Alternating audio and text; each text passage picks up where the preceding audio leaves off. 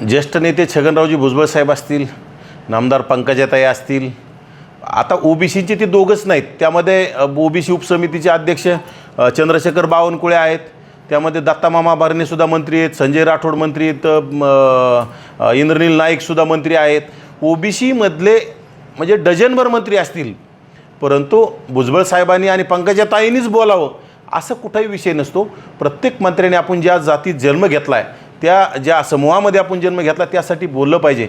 ज्याप्रमाणे राधाकृष्ण विखे पाटील मराठा उपसमितीचे अध्यक्ष आहेत, ते तळमळीनं जसं मराठा समाजासाठी तळमळीनं काम करताय. आता जरांगी त्यांच्यावर खोटेनाटी विनाकारण लोकांना फसवण्यासाठी आरोप करत असेल, परंतु त्यांच्या माध्यमातून जे कुणबी प्रमाणपत्र वाटप सुरू आहेत, त्यांच्या त्या बैठका सुरू आहेत, परंतु आमच्या ओबीसी उपसमितीचे अध्यक्ष आम्हाला तोंड दाखवायला तयार नाहीत. एकतर आम्ही भेट घ्यायची म्हणलं तरी ते आम्हाला भेटणार नाहीत, कारण की त्यांना वाटतं की हे तेच प्रश्न मांडणार आहेत, कारण की हे कुठंतरी ओबीसींचे काही मंत्री आहेत. आता भुजबळ साहेबांची तब्येतीचा प्रॉब्लेम आहे, त्यांना किती दिवस बोलायला होतं, पण दुसऱ्याने कोणीतरी बोललं पाहिजे ना. मग बावनकुळेंना मोठेपणाने तुम्ही उपसमितीचं अध्यक्ष केलं, बावनकुळेंनी बोललं पाहिजे, परंतु बावनकुळे बोलायला तयार नाहीत.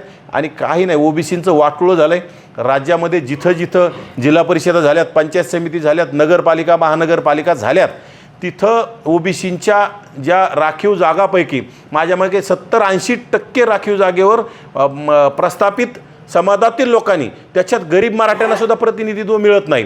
जे धनदांडगे आहेत, पूर्वीपासूनच करोडो रुपये खर्च करणारे, अशा लोकांनी तिथं घुसखोरी केली. आणि येणाऱ्या काळात आता ते ओबीसीचं आरक्षण संपलेलं आहे आणि ओबीसींना आता कुठेही संधी मिळणार नाही. गावगाड्यामध्ये मायक्रो ओबीसीमधला कुंभार, सुतार, सोनार, लोहार, जे छोट्या छोट्या जातीतले ग्रामपंचायत सदस्य होत होते, हे सदस्यसुद्धा होणार नाही. अशी तयारी राज्य सरकारनं ओबीसी आमचा DNA म्हणून फसवण्याचं काम केलेलं आहे. छगन भुजबळांचा विषय असा आहे की छगन भुजबळांचं हार्टचं ऑपरेशन झालं आहे.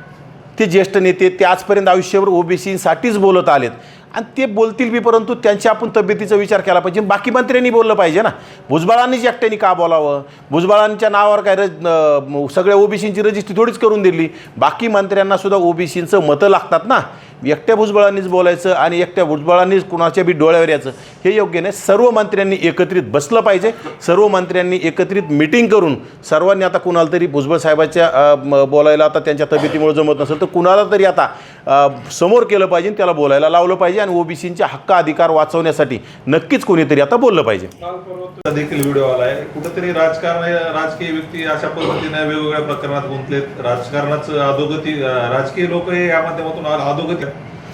नरहरी झिरवळ ज्येष्ठ मंत्रीपद त्यांनी असं, तेच खरं आहे खोटं आहे आता, तो म्हणजे मॉर्प आहे व्हिडिओ का खरा आहे ते सुद्धा तथ्य बाहेर आलं पाहिजे. आणि नरहरी झिरवळ त्याच्यात दोषी असतील, त्यांचा राजीनामा घेतला पाहिजे. कारण जर तुम्ही तृतीयपंथीयाला जर सोडत नसतील, हे महाराष्ट्र शिव फुले शाहू आंबेडकरांच्या महाराष्ट्रात चाललं आहे काय?